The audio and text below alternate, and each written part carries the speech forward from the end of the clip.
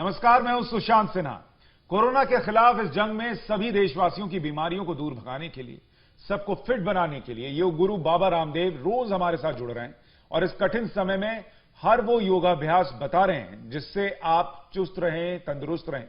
बाबा ने अपना पूरा जीवन योग को आसान बनाकर घर घर तक पहुंचाने में लगाया है।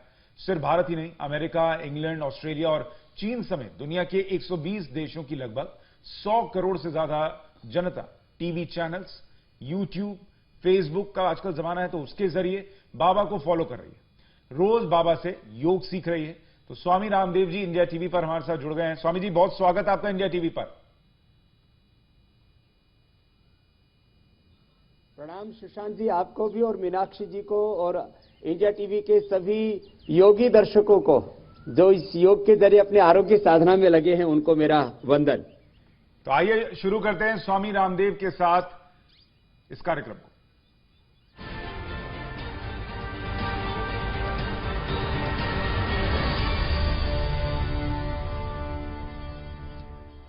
तो योग की तो शुरुआत करेंगे स्वामी जी, लेकिन आपको भी पता है कि अब से करीब 2 घंटे और 1 मिनट के बाद पीएम नरेंद्र मोदी देश को संबोधित करने वाले हैं।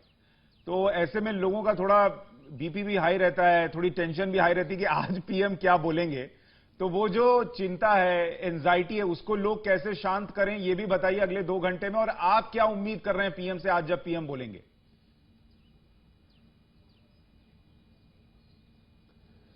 पीएम बोलेंगे तो स्लोली लॉकडाउन को खोलेंगे और वह जरूरी भी होगा। जहां कोई भी कोरोना से संक्रमित व्यक्ति नहीं है, वहां पर इकोनॉमिक एक्टिविटीज, इस देश के लिए जो आवश्यक गतिविधियां हैं, किसानों की, मजदूरों की और शिक्षा की, चिकित्सा की तो चल ही रही ऑलरेडी, ट्रांसपोर्टेशन की, इस देश की गति और प्रगति को रफ्तार देने के लिए जिन एक्टिविटीज की आवश्यकता है, मुझे पूरा विश्वास है उनको पीएम मोदी जरूर खोलेंगे और ये देश धीरे धीरे अपने वापस स्वरूप में लौटेगा। अच्छा, अगर आपसे पीएम सुझाव मांग रहे होते इस वक्त कि और कितने दिन के लिए लॉकडाउन रहना चाहिए, स्वामी रामदेव को मौजूदा परिस्थिति देखते हुए क्या लग रहा है, कितने दिन लॉकडाउन बढ़ना चाहिए? और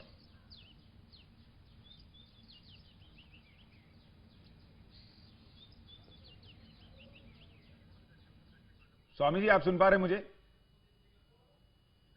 अच्छा, फोन डिस्कनेक्ट हो गया है। मीनाक्षी, आप ये बताइए, आप तो इतना अब आजकल योग कर रही हैं स्वामी जी के साथ, तो आप भी अब योग के जरिए ये योग कीजिए कि ये बताइए कि अब कितने दिन इसमें और जोड़े जाएं, एडिशन वाला योग बताइए। कम से कम 2 हफ्ते और हमें योग करने की जरूरत है। कम से कम लॉकडाउन के अंदर हम अपनी एंग्जाइटी को शांत कर सके, क्योंकि एंग्जाइटी हम फिर भी घर बैठे शांत कर सकते हैं, लेकिन अगर हम घर से बाहर निकले और कोरोना ने हमें पकड़ लिया तो उससे बेटर तो यह है कि हम 2 हफ्ते लॉकडाउन को और थोड़ा सा झेल लें, क्योंकि ये हमारी सेहत के लिए है, हमारे परिवार के लिए है। देखिए, दर्शकों के लिए मैं बता दूं, ऊपर जो आप स्क्रीन पर ये समय देख रहे हैं, टाइमर देख रहे हैं, 1 घंटे 58 मिनट बाद प्रधानमंत्री का आज संबोधन है सुबह 10 बजे। तो उस पर हमारी नजर रहेगी इंडिया टीवी पर, आप वो लाइव देख पाएंगे। योगी जी, स्वामी जी, मैं ये पूछ रहा था कि अगर आप सलाह दे रहे होते कि लॉकडाउन कितने दिन और बढ़ना चाहिए, मौजूदा परिस्थिति को देखकर आपके हिसाब से लॉकडाउन और कितने दिन बढ़ाना चाहिए?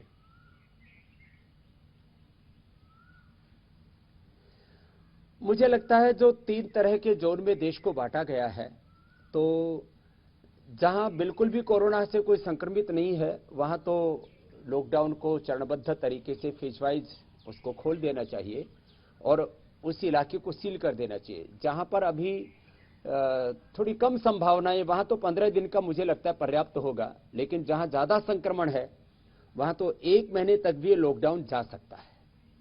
क्योंकि देखिए, अभी हमने देखा मीनाक्षी, फ्रांस में जो हमसे पहले से इस लड़ाई को लड़ रहा है, वहां पर 11 मई तक लॉकडाउन बढ़ा दिया गया है, उसका ऐलान कर दिया गया है। तो अभी तो हम 14 अप्रैल पर हैं और भारत में क्या परिस्थिति रहती है, जैसा स्वामी रामदेव कह रहे हैं कि संभव है कि प्रधानमंत्री जब आज बोलें तो कुछ सेक्टर्स में छूट देने की बात करें ताकि इकोनॉमी भी गति पकड़ सके, और जिन इलाकों में शायद लॉकडाउन की जरूरत नहीं उनको छूट दी जा सके। प्रधानमंत्री मोदी ने कहा था जान भी और जहान भी, तो इन दोनों मंत्रों पर आज शायद उनका ये संबोधन फोकस रहेगा। तो बाबा क्यों ना जो वादा आपने कल सभी दर्शकों से किया था इंडिया टीवी के, उस वादे को निभाते हैं, क्योंकि वो 5 योगाभ्यास जो आज हमारे दर्शक आपके साथ साथ करेंगे, जो बच्चों की हाइट, साइट और मेमोरी को शार्प करेंगे।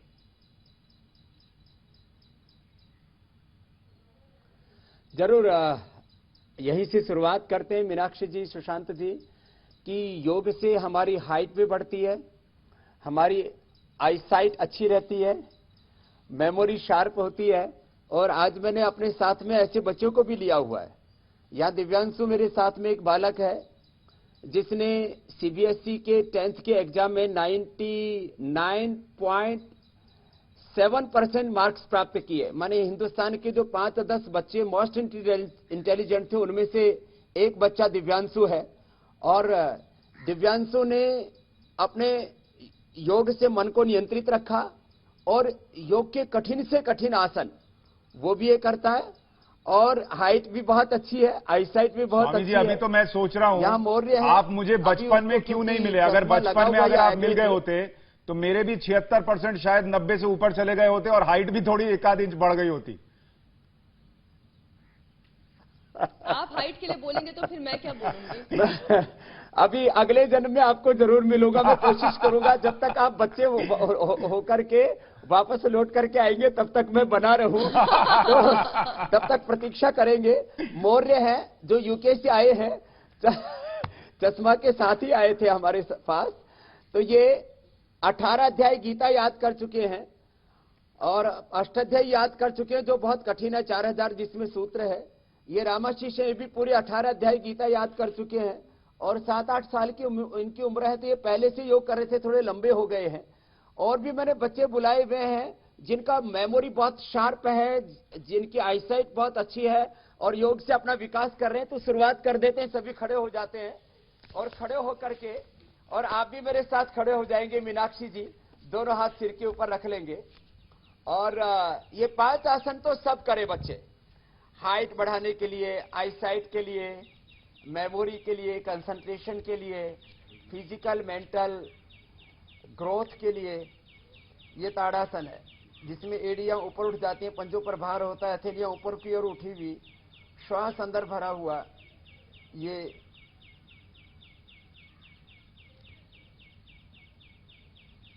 ताड़ासन है। ऐसे इसको 2-3 बार तक किया जा सकता है।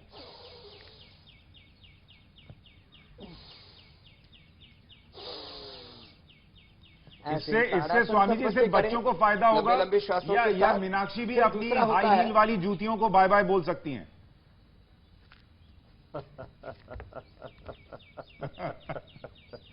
इनकी हाइट घटेगी नहीं, बोन्स में डिजनरेशन नहीं होगा और ये बहुत खूबसूरत रहेंगी। वैसे अभी भी बहुत स्मार्ट है मीनाक्षी, और अब तो ये अच्छी एंकर होने के साथ साथ अच्छी योगिनी भी हो गई है जी। तो पूरे देश में इनके फॉलोअर्स भी बढ़ गए योग करते करते। तो ये तिर्यक ताड़ासन, ये भी बच्चों के लिए बहुत अच्छा है। तो बच्चे जो है ये जरूर करें ये आसन। ताड़ासन एक हुआ। अब दूसरा बच्चों के लिए बहुत जरूरी आसन है सर्वांगासन, हलासन, फिर चक्रासन। ये लेट करके हो जाएंगे, तो सब बच्चे आराम से कर सकते हैं। बच्चों में फ्लेक्सिबिलिटी होती है, पैर दोनों ऐसे मिला लेते हैं और ऐसे ऊपर उठा लिए और यूं उठा करके घुटने सीधे, पंजे तने हुए, अंगूठी से अंगूठा, एड़ी से एड़ी ऐसे मिली हुई, और श्वास सामान्य रूप से चलते हुए। इससे आईसाइट बहुत अच्छी रहती है बच्चों की, मेमोरी बहुत अच्छी रहती है, right left brain, pituitary, pineal gland बहुत अच्छे हो जाते हैं। थायराइड, पैराथायराइड और पिट्यूटरी ग्लैंड अच्छे होने से हाइट बढ़ती है। तो इससे थायराइड, पैराथायराइड, पिट्यूटरी ग्लैंड एक साथ अच्छे होते हैं। जिनके थायराइड, पैराथायराइड, पिट्यूटरी ग्लैंड सभी केमिकल्स और हार्मोन्स का बैलेंस होगा, बैलेंस डाइट लेंगे बच्चे, बैलेंस एक्सरसाइज, ये बैलेंस योग करेंगे, तो उनकी हाइट बहुत अच्छी होगी। ये सर्वांगासन बच्चों की हाइट के लिए, आईसाइट के लिए, मेमोरी के लिए, एक साथ उनके सर्वांगीण विकास के लिए बहुत जरूरी है। इसलिए इसका नाम सर्वांग आसन है, सभी अंगों को शक्ति देने वाला। जिनको उच्च रक्तचाप, हृदय रोग है, कमर में दर्द है, माने बड़ी उम्र में तो अक्सर हम इसको करवाते ही नहीं, या तो बच्चे करते हैं, जवान करते हैं, जो पूरी तरह से निरोगी होते हैं वो करते हैं। फिर हलासन, पैर यूं उठाए और सिर के पीछे ऐसे टिका दिए, ऐसे। इसके लिए तो स्वामी जी मुझे थोड़ी और फ्लेक्सिबिलिटी की जरूरत है। नहीं, आप कर सकती हैं मीनाक्षी, कोशिश कीजिए, उसमें बस कुछ नहीं करना है। पैर को एक बार ऊपर पुश करेंगी आप, तो अपने आप आपको एक मोमेंटम मिलेगा और आप, हाँ बिल्कुल बिल्कुल बिल्कुल ऐसे ही करना है। कोशिश करने से हो जाएगा। तो ये सर्वांगासन भी बहुत ही जबरदस्त आसन है। अच्छा स्वामी जी, इसमें एक बस सवाल मैं जोड़ दूं, पैर मोड़ लेते हैं दोनों हाथों को भी कंधों के। एक सवाल बस जोड़ दूं कि जो बच्चे हैं, कि क्योंकि कहा जाता है कि एक उम्र तक ही हाइट बढ़ती कह रहे थे, तो कितने उम्र तक के बच्चे जो हैं अगर वो ये करेंगे तो उनकी हाइट में फायदा हो सकता है, और कितना फायदा हो सकता है? 18 साल की उम्र तक होगा ये हाइट का विकास। ये जो चक्रासन है ये बच्चे खड़े होकर के भी कर सकते हैं, जैसे दिव्यांशु कर रहे हैं और छोटे बच्चे कर रहे हैं। खड़े होकर के करो।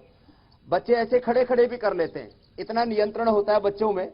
मीनाक्षी जी आप कोशिश मत करना, ये बच्चे ऐसे कर पाएंगे।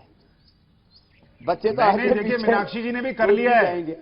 स्वामी जी, आपके 10 दिन की जो शिक्षा है उसका असर हो गया। मीनाक्षी ने कर लिया।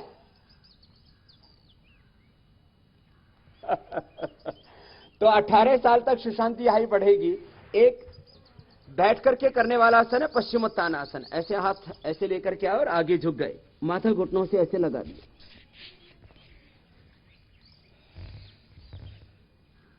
तो बड़ी उम्र में थोड़ा मुश्किल होगा, लेकिन छोटी उम्र में तो सभी इसको कर सकते हैं। तो ये 5 आसन सब बच्चों को अवश्य करने चाहिए। ताड़ासन, सर्वांगासन, हलासन, चक्रासन, पश्चिमोत्तानासन, शीर्षासन। और एक आसन बच्चों की एकाग्रता बढ़ाने के लिए बहुत अच्छा है। बड़े भी करेंगे तो उनकी भी एकाग्रता बढ़ेगी। दायां पैर सीधा, बायां पैर ऐसे उठाया, एड़ी ऊपर, पंजा नीचे की ओर। नहीं तो बच्चे बड़े उद्दंड हो गए हैं। तो जिन बच्चों का मन अशांत रहता है, पढ़ाई में मन लगता नहीं है, कंसंट्रेट कर नहीं पाते हैं, वैसे लगता है मीनाक्षी जी तो अपने आप को अपने काम में पूरी तरह से कंसंट्रेट कर लेते हैं, वो ये वृक्षासन भी अच्छा कर लेंगे। हाँ कर रही हैं और बहुत अच्छा कर रही हैं। पाँव थोड़ा स्लिप होता है। अभी बस थोड़ा इतना है कि ऐसा लग रहा है इस वृक्ष को किसी ने टेढ़ा लगा दिया था। बाकी सब कुछ ठीक है, वृक्ष थोड़ा टेढ़ा बढ़ा है ऐसा लग रहा है।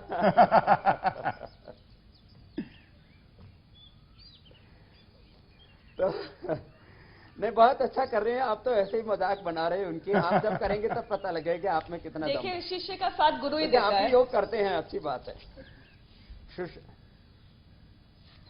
नहीं, लेकिन वाकई में इसमें बैलेंस बनाना भी बड़े शांत बच्चे हैं जी।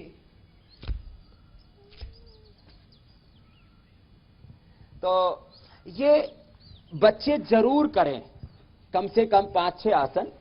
और बच्चे सूर्य नमस्कार भी आसानी से कर लेते हैं, तो सूर्य नमस्कार भी बच्चों को जरूर करना चाहिए।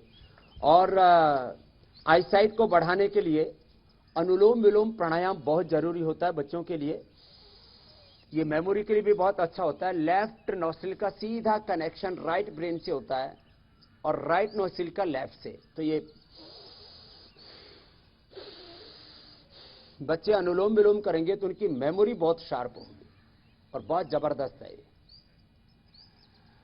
तो बच्चों को ये अनुलोम विलोम प्राणायाम अवश्य ही करना चाहिए 5 मिनट, उनकी मेमोरी के लिए, उनकी हाइट के लिए, उनकी आईसाइट के लिए। अच्छा स्वामी जी, लेकिन इसमें एक चीज बस मैं जोड़ूं कि बच्चों को अगर आप देखिए, जब मोबाइल में कंसंट्रेट करना है तो कंसंट्रेशन 100% है, पढ़ाई में करना है तो घट के 55% पे आ जाता है।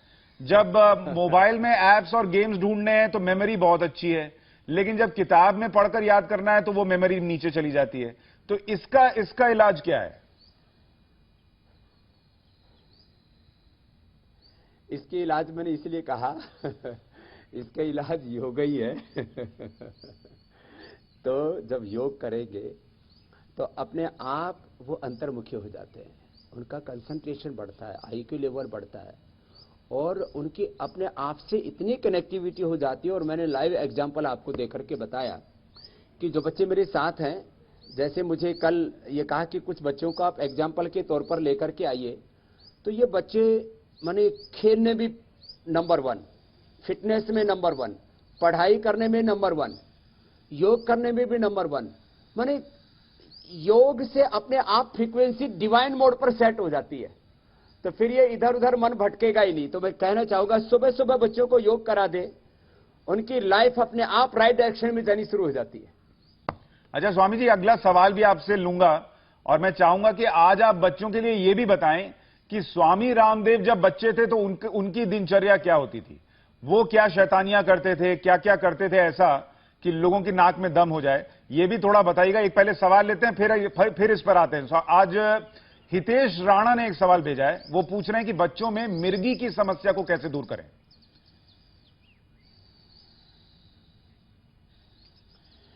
बच्चों में एपिलेप्सी ये काफी रहती है और फिर यदि एपिलेप्सी की दवाई देते हैं तो उनकी मेमोरी डाउन हो जाती है, बच्चे डल हो जाते हैं और लंबे समय तक एपिलेप्सी की दवाई देने के बाद तो उनके बहुत कॉम्प्लिकेशंस आते हैं।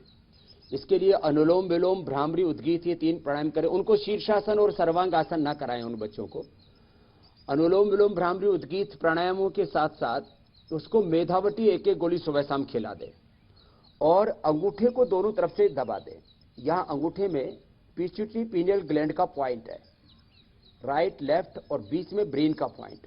तो पिट्यूटरी पीनियल ग्लैंड और ब्रेन ये शार्प हो जाते हैं।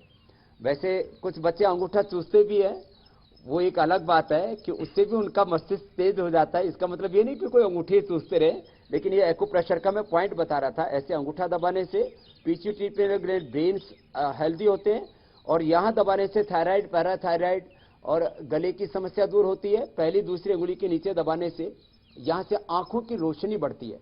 तो जिन बच्चों को एपिलेप्सी हो वो अनुलोम विलोम भ्राम उद्गीत प्राणायाम करें, मेधावटी लें और ये पॉइंट दबाएं, तो मैंने देखा है एपिलेप्सी की प्रॉब्लम 99% बच्चों की दूर हो जाती है।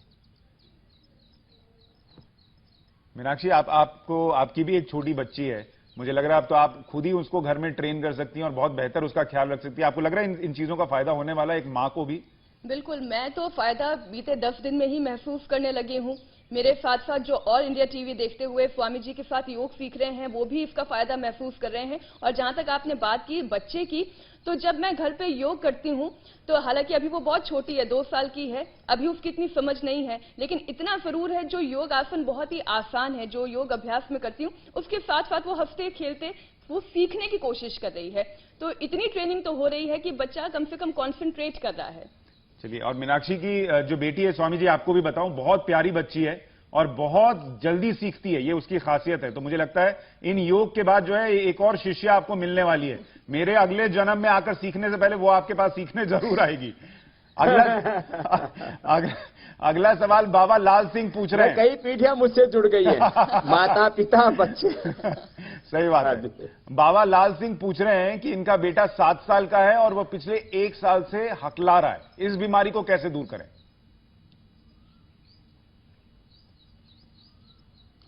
स्टैमरिंग बोलते हैं हकलाने को, तुतलाने को।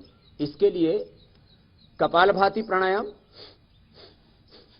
और उज्जाई प्राणायाम, अनुलोम विलोम भी करना पड़ेगा। तो ये 3 प्राणायाम जरूरी होंगे, कपालभाति, उज्जाई, अनुलोम विलोम प्राणायाम, सर्वांग आसन और एक सिंहासन कराते हैं ऐसे, जीवा बाहर निकाल करके शेर की तरह से धाड़ते हैं। तो 5-7 बार सिंहासन करें और गले को टाइट करके श्वास को अंदर भर करके रोक के रख लें। तुतलाना हकलाना बच्चों का दूर हो जाता है, ये मैंने बहुत बच्चों पर अनुभव किया है। और त्रिकुटा चूर्ण 20 ग्राम, बहेड़ा चूर्ण 20 ग्राम, उसमें 10 ग्राम गोदंती मिलाकर के शहद से सुबह शाम चटवा दें, तो ये इसका रामबाण इलाज है। उज्जाई प्राणायाम के लिए गले को टाइट करके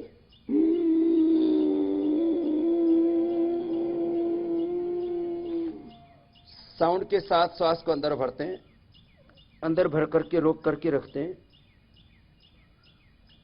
और फिर यथाशक्ति रोक के दाएं को बंद करके बाएं से छोड़ते हैं। तो ये उज्जाई प्राणायाम बहुत जबरदस्त है। कपालभाति और अनुलोम विलोम तो सब जानते हैं। तो कपालभाति, उज्जाई, अनुलोम विलोम प्राणायाम, सर्वांगासन और सिंहासन, ये 5 तो योग के उपचार, और बहेड़ा, त्रिकुटा और गोदंती जो चाटने के लिए बोला था उसको करें, और ये थायराइड का गले का एक पॉइंट भी दबाएं तो बच्चों की ये स्टैमरिंग की प्रॉब्लम, तोतलाने हकलाने की प्रॉब्लम दूर हो जाती है। मुझे लगता है इससे भी बहुत सारे लोगों को फायदा होगा। और एक बात ये भी ध्यान रखें कि अगर कोई हकलाता है, तुतलाता है, तो उसका मजाक मत बनाइए, उसका हौसला बढ़ाइए, और जो स्वामी जी आसन बता रहे हैं वो कीजिए, इससे जरूर फायदा होगा। एक और बीमारी है स्वामी जी, वर्टिगो, इसके बारे में थोड़ा अगर आप दर्शकों को बता सकें और इसका इलाज कैसे हो सकता है ये भी बता सकें।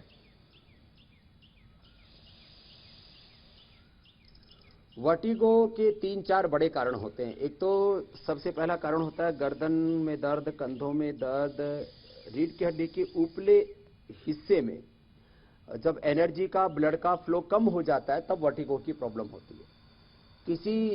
किसी को ब्लड प्रेशर हाई होने से भी वर्टिगो हो जाता है। किसी को जो है स्ट्रेस बहुत ज्यादा बढ़ने से वर्टिगो की प्रॉब्लम हो जाती है।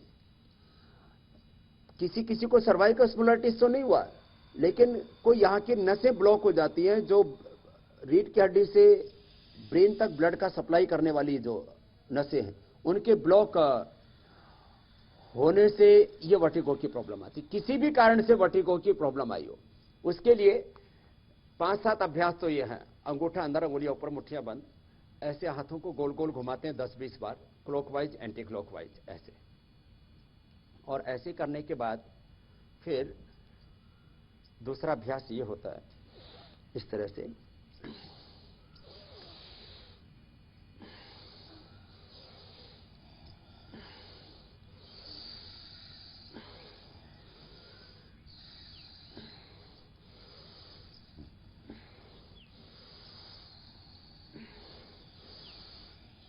इस प्रकार से ये अभ्यास किया। फिर दोनों हाथों को ऊपर उठा लिया, दाएं से बाएं, बाएं से दाएं हाथ को ऐसे पकड़ लिया और इस तरह से किया।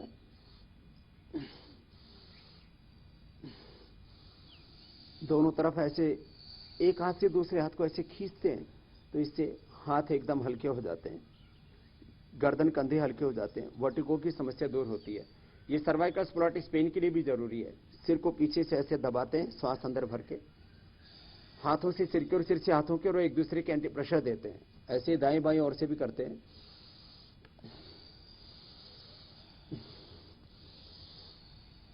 और दोनों हाथ ऐसे घुटनों पर रख करके कंधों को गोल गोल ऐसे घुमा लेते हैं, और गर्दन को दाईं ओर ऐसे झुकाने से, बाईं ओर ऐसे झुकाने से, पीछे की ओर ऐसे झुकाने से, दाईं ओर ऐसे गर्दन को घुमा के ऐसे देखते हैं दाहिनी ओर, और बाईं ओर ऐसे गर्दन को घुमा करके देखते हैं।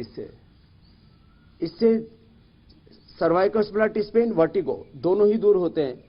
जिनको वर्टिगो की प्रॉब्लम है उनको जितना संभव हो पाए उतना धीरे धीरे उष्ट्रासन, लेकिन ऐसे करके नहीं करना उनको।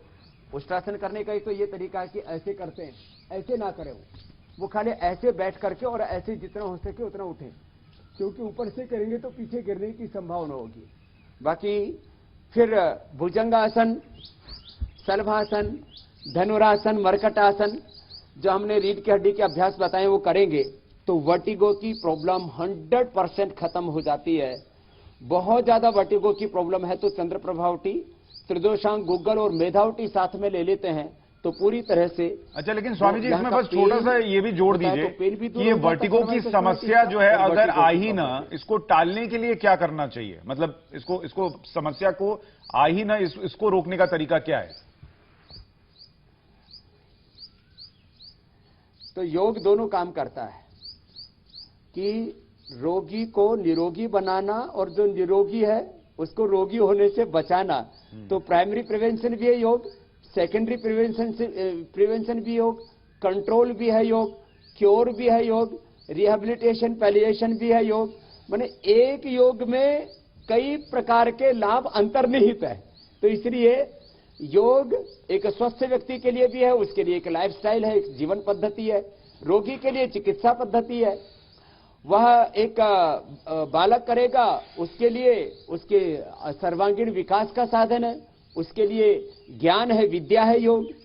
और जो योग भगवान के लिए कर रहे हैं उनके लिए ब्रह्म विद्या है योग। यानी हम तो ये योग कह सबके सकते हैं लिए स्वामी जी ये एक बड़ी कि ऐसा नहीं है कि जिनको खासियत है वर्टिगो इस हो योग की गया है सिद्धांत वही सिर्फ ये आसन करें। जिनको वर्टिगो से बचना है वो भी ये आसन जो है वो दिन में कर सकते हैं ताकि वर्टिगो आप तक पहुंचे नहीं। एक सवाल ऋषभ भी पूछ रहे हैं, ऋषभ जैन, वो पूछ रहे हैं कि वर्टिगो की समस्या है तो उन लोगों को क्या खाना चाहिए और क्या नहीं खाना चाहिए। जिनको भी वर्टिगो की समस्या है उनको किसी भी प्रकार से एक तो ठंडे पदार्थ, ठंडा पानी भी नहीं पीना चाहिए, और साथ में खट्टे पदार्थ, दही, छाछ, ये भी नहीं लेना चाहिए। और किसी भी प्रकार के, चाहे वो आंवले की खटाई है, चाहे नींबू की खटाई है, थोड़े दिन कोई भी खट्टी चीजें और अचार ये बंद कर दें। जंक फूड, फास्ट फूड तो आजकल वैसे पूरे देश का ही बंद है। तो इस तरह से ठंडी और खट्टी चीजें थोड़े दिन के लिए बंद कर देंगे तो अच्छा रहेगा। डाइट में दूध ले, दूध में हल्दी, शिलाजीत लें। और प्रोटीन डाइट के लिए आप सोयाबीन और दालें इनका इस्तेमाल करें। किसी को दही खाए बिना रहा ही नहीं जाता, ऐसे किसी लोगों का आदत, उनकी नेचर, स्वभाव होता है, तो वो सुबह जैसे दही जमाया तो दोपहर को ले सकते हैं। 3-4 घंटे में दही खट्टा नहीं होना चाहिए। खट्टा दही दर्द को बढ़ा देगा, वर्टिगो को बढ़ा देगा। एक सवाल भवानी शंकर जी पूछ रहे हैं, इनकी गर्दन में काफी अकड़न रहती है और सिर में भी अकड़न महसूस होती है, इसका इलाज क्या है?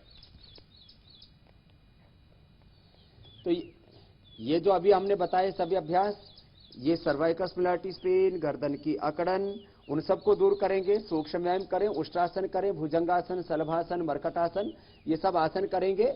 और दूध में हल्दी ले लेंगे, थोड़ा शिलाजीत ले लेंगे, या अश्वगंधा या अश्वशिला का कैप्सूल साथ में ले लेंगे, या घर में अपने हल्दी, मेथी, सौंठ का पाउडर खा लेंगे।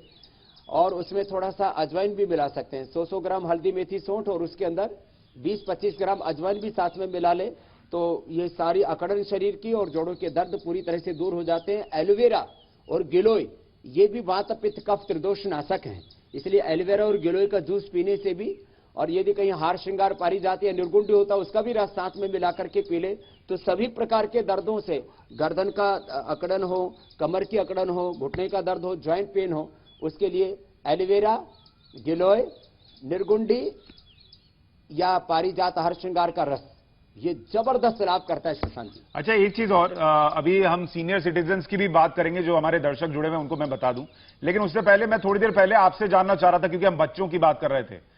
छोटे में थोड़ा बताइए, आपका बचपन कैसा था? स्वामी रामदेव कितने शैतान थे, कितने नटखट थे और क्या करते थे बचपन में?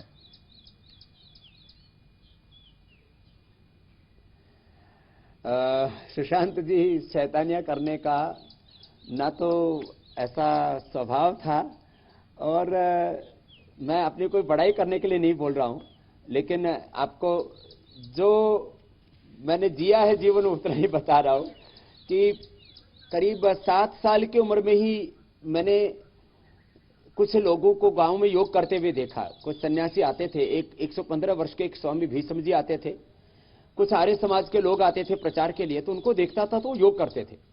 फिर एक स्वामी सत्यानंद जी, उनके पास बड़ी पुस्तकें थी, तो किताब लेकर के मैंने आसन देखे, और करीब फिर 8-9 साल की उम्र से मैंने उसको फॉलो करना शुरू कर दिया। बचपन से स्वामी जी आप योगी हो गए थे? योग 8-9 साल की उम्र से योग किया और आज तक एक दिन भी छोड़ा नहीं है। तो मैं पिछले 42 साल से कंटिन्यू योग कर रहा हूं। सुबह दौड़ लगाता था, शरीर बहुत कमजोर था मेरा, पेट बढ़ा हुआ था, खड़ा होता था तो दोनों पैर मिला करते थे, तो मैंने गरुड़ासन करके, पवन और ये पद्मासन करके, बटरफ्लाई करके अपने पैरों को भी अच्छा किया। लेफ्ट साइड में पैरालिसिस था उसको भी अच्छा किया। और एक बात एक खास बताना चाहता हूं कि योग करते करते मैं, क्योंकि किसान परिवार में पैदा हुआ, माता पिता का खेती में भी सहयोग करता था और पढ़ाई में भी नंबर 1 होता था। सेकेंड हैंड बुक लेकर के मैंने पढ़ाई की, लेकिन क्लास में हमेशा फर्स्ट पोजीशन रहती थी। मैं हमेशा क्लास को लीड करता था, उससे मुझे ज्यादा पता नहीं था कि प्रांत में या देश में भी नंबर 1 हुआ जाता है, लेकिन जहां पर भी रहा नंबर 1 रहा।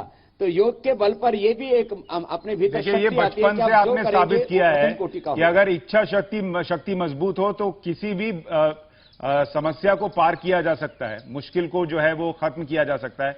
स्वामी जी, आपके साथ ऐसा तो नहीं था कि टीचर कहता था बाहर जाकर मुर्गा बनो, तो आप ये कहते थे कि मैं शीर्षासन ही कर लेता हूं, बाहर जाकर एक स्टेप और सजा ले लेता हूं?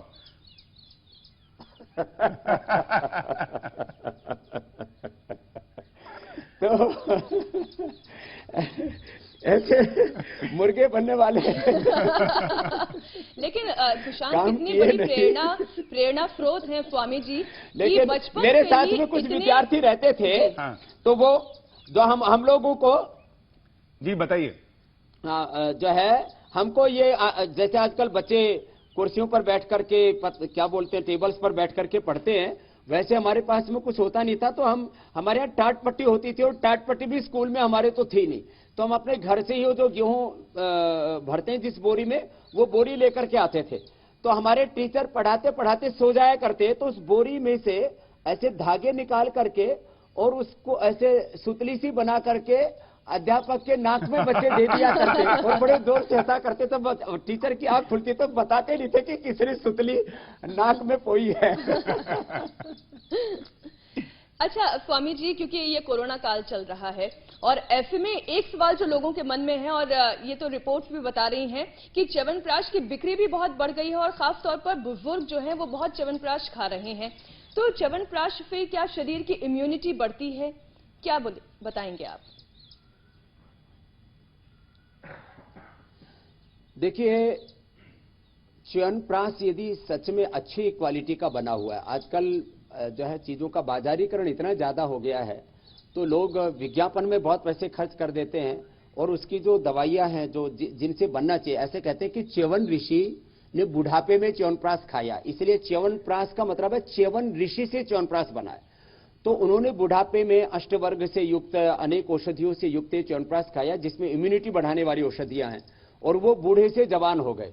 तो यदि च्यवनप्राश खराब क्वालिटी का बना हुआ हो तो जवान खाए तो बूढ़ा हो जाए, उसको कोरोना हो जाए। इसलिए अच्छी क्वालिटी का यदि च्यवनप्राश है उसको खाएं, दूध में हल्दी मिला करके पिएं, उसमें अश्वगंधा का पाउडर ले लें, अश्वगंधा के कैप्सूल ले लें, उसके अंदर शिलाजीत मिला करके पिएं। तो ये सारी चीजें हमारी इम्यूनिटी को बढ़ाती है, निश्चित बात है। तो च्यवनप्राश इम्यूनिटी को बढ़ाने वाला तत्व है आयुर्वेद का।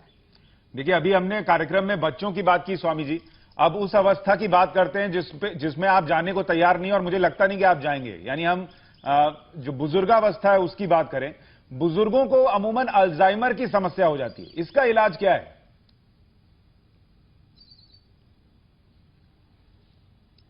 देखिए, अल्जाइमर के लिए सबसे पहले तो उनको लंबा श्वास लेना चाहिए, कोशिश करें, क्योंकि वो कठिन योगाभ्यास तो नहीं कर सकते।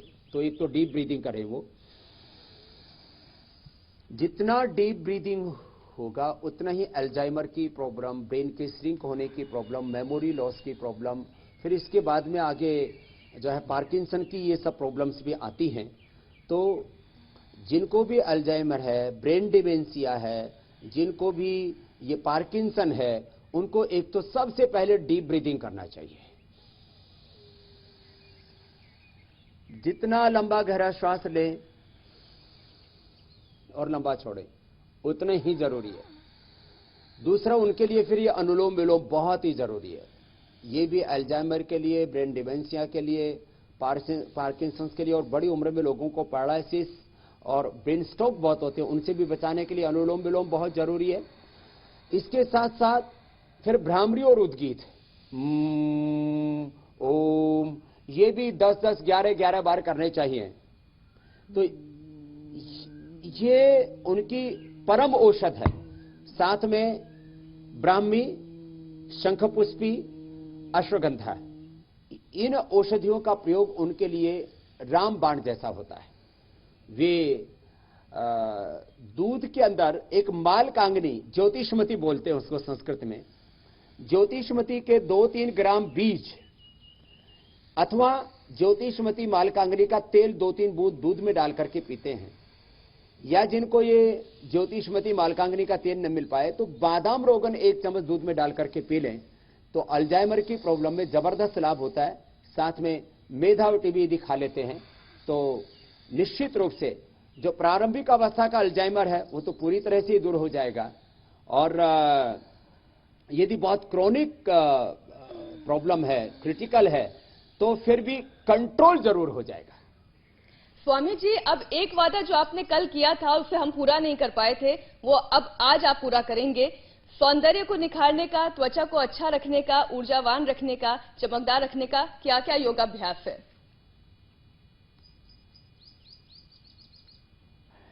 देखिए, इसके लिए सबसे पहले तो कपालभाति करना चाहिए। कपाल का अर्थ है माथा, भाति का मतलब दीप्ति।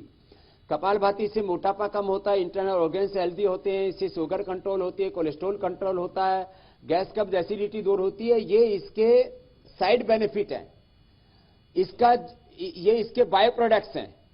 जो इसका मेन बेनिफिट है कपालभाति का, कपाल मानी माथा, भाति मानी दीप्ति। जो कपालभाति करते हैं उनके चेहरे पर सदा चमक रहती है, उनका हीमोग्लोबिन हाई रहता है। देखो, जिनका हीमोग्लोबिन लो होगा उनके चेहरे पर चमक नहीं होगी, उनको फिर लीपापोती करनी पड़ेगी, कई प्रकार से उनको जो है मेकअप करना पड़ेगा। मैं कभी मेकअप कम करने के लिए हमें कपालभाति करना है। में भी मैंने आपकी अदालत से लेकर के कितने प्रोग्राम किए। आपने जैसे बताया कि चेहरे पे चमक आ जाएगी, मीनाक्षी ने सारे आसन बोलने पड़ते हैं, कपालभाति खुद ही शुरू कर दिया आजकल तो।